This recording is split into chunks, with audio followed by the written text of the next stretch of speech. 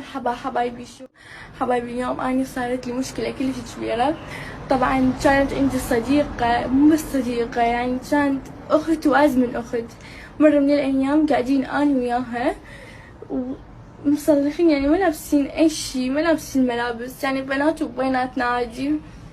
قامت صورتني وبقيت هاني ما قبلت الصور وقلت لها مسحي، قالت والله مسحتها. وبعدين قالت شنو أنا صديقتش متأمنين بيها. من هذا فاطمة الخلدي على الفيديو الخاص بها الذي أشعل مواقع التواصل الاجتماعي لساعات. السلام عليكم ورحمة الله وبركاته. قبل ما نبدأ الفيديو يا ريت تدعمونا باللايك وتفعلوا زر الجرس وتشتركوا في القناة عشان خاطر يوصلكوا كل ما هو ترند وجديد.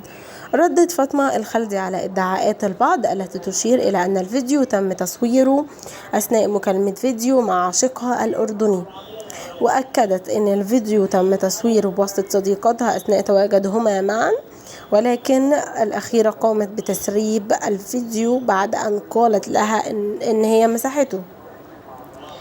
وبكده وصلنا لنهاية الفيديو مع حضراتكم، مع السلامة.